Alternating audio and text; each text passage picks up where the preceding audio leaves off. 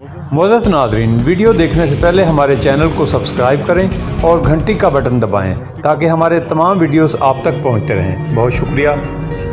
बार बार इंतज़ामिया को आगाह किया गया, बल्दिया को आगाह किया गया, लेकिन ये आप देख रहे हैं कि पिछली जानब यहाँ पर पानी है, गलियों में उबलता हुआ ये पानी है, गटरों का गंदा पानी है, मूजी अमराज यहाँ पर फैल रहे हैं।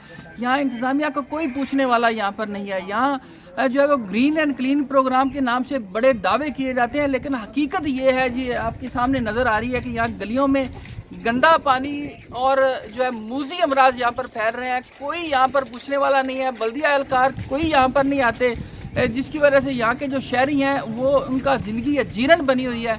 तो हमारा ये मुतालबा है कि इस शेरगढ़ का जो फारूक नगर मोहल्ला है, यहाँ पर फौरी तौर पर इंतज़ामिया के एहलकार आएँ, बल्दिया के एहलकार आएँ, इनको सफाई की जाए और ख़ास तौर पर जो है गटरों के जो है वो सफाई की जाए ताकि यहाँ के जो शहरी हैं, यहाँ के जो अवाम हैं, यहाँ के जो इलाका मकीन हैं वो इस मूजी अमराज से बच सकें और इन बीमारियों से बच सकें और यहाँ से उनका गुजरना जो है वो भी माल हुआ है जी।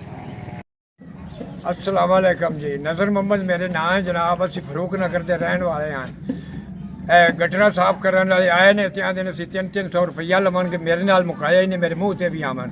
अस आख्या जी आवो, फिर दूए दे आए ने 500 लवन, मैं 500 ही देवांगे। हट के आए ही कोई नहीं, गरीबा की सुनता ही कोई नहीं। जख वे कोई दरिया बगते पे ने, चिक्कड़ चोबा कोई सुनता ही कोई नहीं।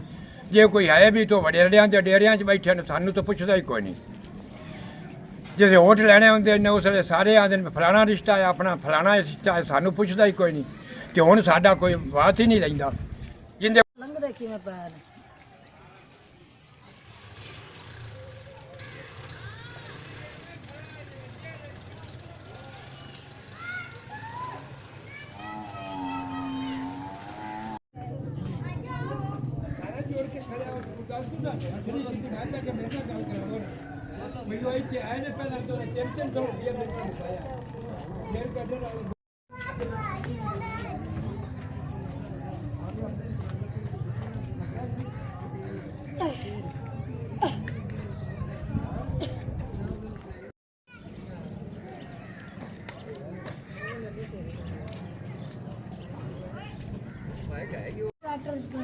हम तो वहीं पर ही उतर गए थे। ऐसा खराब हुआ पड़ा वो जगह।